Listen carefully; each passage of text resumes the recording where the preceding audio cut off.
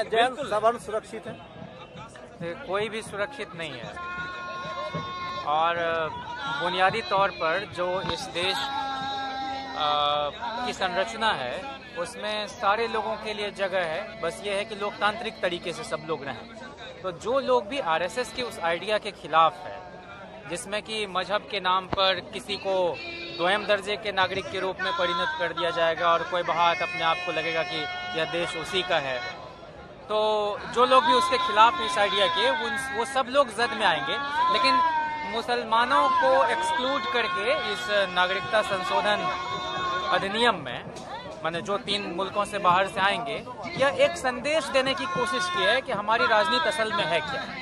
पहले जनता सरकार को चुनती थी, अब सरकार चुन रही है कि जनता कौन होगी, वोटर कौन होगा। तो इसलिए ये बहुत खतरनाक लक्षण हमको दिख रहा है और उसके खिलाफ देश भर में जरूर आंदोलन हो रहे हैं। महिलाएं बढ़ चढ़कर हिस्सा ले रहे हैं, युवा नौजवान। तो आपके युवा नेता तेजस्वी तो रैली भी कर रहे हैं, क्या आप लोग को डर नहीं सवर्ण आपको वोट नहीं करेंगे? बात सवर्ण अवर्ण की नहीं है, बात यह है कि हम तो एक भी सीट नहीं जीते लोकसभा चुनाव के दौरान, ऐसा कभी नहीं हुआ था। बड़ी बड़ी हार हमने देखी है लेकिन इस तरह की करारी शिकस्त नहीं देखी। लेकिन उसके पहले आपको याद हो कॉन्स्टिट्यूशन क्लब में एक बार तेजस्वी जी इसी जनवरी में आए थे, उन्होंने कहा कि हमको एक भी सीट भले ना आए लेकिन संवैधानिक मूल्यों पर अगर प्रहार होता है तो हम उसको रोकने की हर संभव कोशिश करेंगे। ये देश जो है वो कागज पर बना नक्शा नहीं होता, वो ठीक बात है। देश बहुत तरह की चीजों से बनता है, बहुत मशक्कत से लोगों ने अपने अधिकार को हासिल किया। वोटिंग राइट क्या आसानी से मिल गया।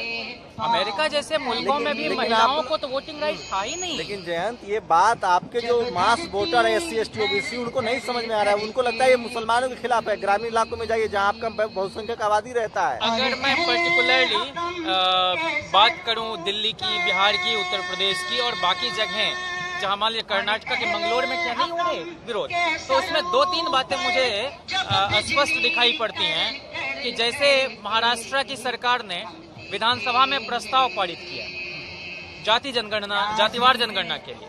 केरल की सरकार ने इस NRC NPR के खिलाफ प्रस्ताव पारित किया। पंजाब तो और गजब का उदाहरण। आपको लगता है इन सबसे मोदी अमित शाह की जोड़ी पर कोई फर्क पड़ने वाला है? नहीं, मैं उस मोदी अमित शाह की जोड़ी पर क्या फर्क पड़ेगा नहीं पड़ेगा वो इस बात से ही साफ हो जाता है कि मोदी कह रहे हैं कि NRC पर एक शब्द एक बार हमारी सरकार जब से आई चर्चा नहीं हुई। उनके गृह मंत्री कह रहे हैं कि नहीं भाई पहले ये आएगा उसके बाद ये आएगा, उसके बाद जो है NRC NPR, ये सब NPR उसकी दिशा में पहला कदम है। बिहार सरकार माने बिहार विधानसभा में एक दिन का विशेष सत्र बुलाया गया तो तेजस्वी जी ने उस वक्त भी कहा कि भाई जातिवार जनगणना आप कराइए, हम सरकार के साथ हैं और सरकार जो भी प्रस्ताव लाती है हम अपील करते हैं कि इसको एक्सटेंड कीजिए।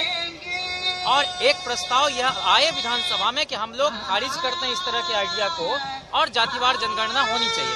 दरअसल जातिवार जनगणना जब होगी ना, ये सारे मुद्दे जो हैं ये टैकल खुद ब खुद हो जाएंगे और सरकार बैकफुट पर आ जाएगी। यह नहीं हो रहा। आप देखिए कि रिजर्व फंड से पैसे निकाल के ये सरकार किसी तरह से हुकूकी पर चल रही है। पहले भी एक बार किया था, रेलवे प्राइवेटाइज किया जा रहा है। जो आप कह रहे हैं कि क्या दलित पिछड़े वोटर आपके समझ पा रहे हैं यह बात?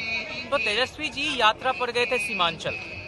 जाहिर सी बात है कि वहाँ किन लोगों की बहुतायत है। कई जिले हैं जहाँ हमारे मुस्लिम भाई बहनों की तादाद ज्यादा है, लेकिन कटिहार, किशनगंज, अररिया यात्रा यहीं पर नहीं रुकती है। वो पहले गया गए यहाँ से पहले, उसके बाद हमारा जो सब्जी बाग है पटना का, वहाँ बुलो मंडल जी जो युवा राष्ट्रीय जनता दल के पहले राष्ट्रीय अध्यक्ष थे, भागलपुर के MP थे उस 14 की लहर में भी, वो बिहपुर में कर रहे हैं। हमारा राष्ट्रीय जनता दल इस देश का पहला दल है जो संसद के एक हाउस में CAB citizenship amendment bill table भी नहीं हुआ था कि उसकी अगली ही सुबह मैं पटना में ही था।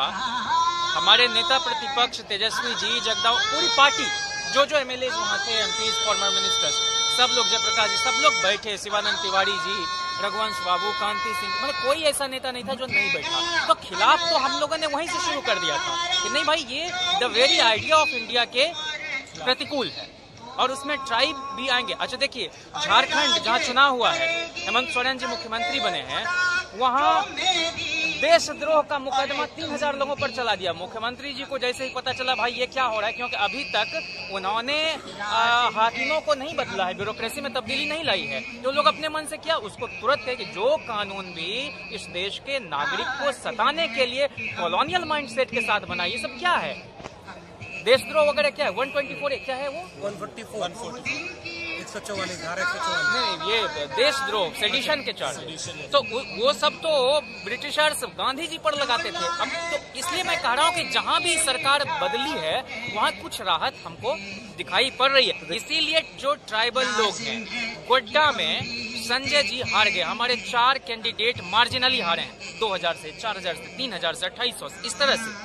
तो जो वहाँ गुरुजी हैं शिबू सोरेन साहब, जो झारखंड मुक्ति के एक बहुत बड़े नेता रहे हैं, और उनसे पहले जयपाल मुंडा साहब संविधान सभा में बहस करके बोल रहे थे कि भाई आदिवासी को इस देश के पहली पंक्ति के लड़ाकर हैं, उनको अब जमहूरियत का पाठ नहीं सिखा सकते, सहिष्णुता, टॉलरेंस, डेमोक्रेसी, इक्वालिटी, लिबर्टी उनसे सीखना होगा।